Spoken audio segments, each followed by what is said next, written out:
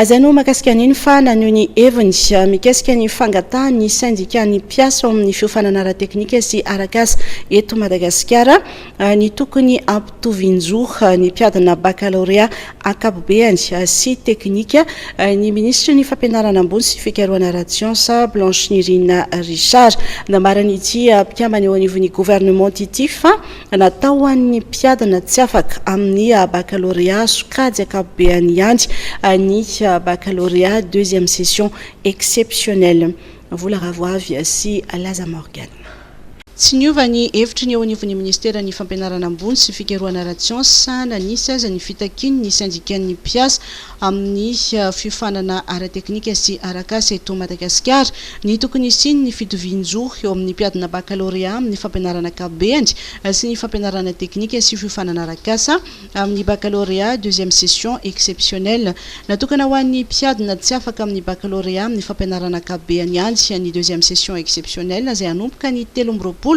hatramin'ny 4 oktobra ho avy izao araka nambarany ministra ny fampianarana ambony sy fikarohana ara-tsiansa rehefa nanomboka ho izy ny fitsarana ny taratasy mpanadinana amin'ny baccalauréat teknika. Ny mpampianatra correcteur zany no nanao an'iny fanambarana iny androany maraina moa izy zany miverina nanao ny correction ny examen ary nefa nitenen'ny filoham-pirenena tamintsika dia ny deuxième session exceptionnelle ary deuxième session exceptionnelle io zany dia rehetrarehetina ho an'ireo mpianatra amin'ny enseignement général. Izao fotoana moa tsika zany efa mikarakara an'izay deuxième session zay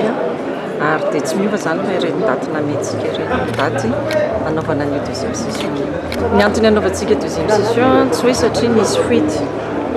Rehefa misy ny fuite dia ampiasaina ny sujet de garde, izay no ilaina ny sujet de garde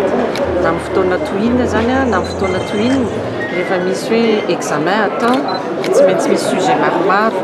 ary izay sujet izay no ampiasaina rehefa sanatria misy fuite ohatran'ilay teo zany. Ny antony nanaovana ny deuxième session exceptionnelle dia satria rehefa nigérena zany ilay fuite iny dia nisy hitanareo tsara organisation isan-karazany mety hoe nanohitohina ny mpianatra mety hoe déstabiliser ny mpianatra dia izay no mahatonga an'ilay izy hoe session exceptionnelle ho an'ny enseignement général. Tao anatin'ny baccalauréat ny enseignement général no misy ny fuite tany amin'ny baccalauréat technologique professionnel et technique tsy nisy an'izany fuite de sujet zany akory ary raha ohatra ary zany hoe nisy korotana tany alarobia noho ny sujet ny famantsika dia nidécalentsika zany le lazahadina tamin'ny fotoana io. Mikasika ny CSS manokana laza ny ministra ny fampianarana ambony sy fikarohana ara-tsiansa fa itoy ny dingy ao aorian'ny baccalauréat deuxième session exceptionnelle.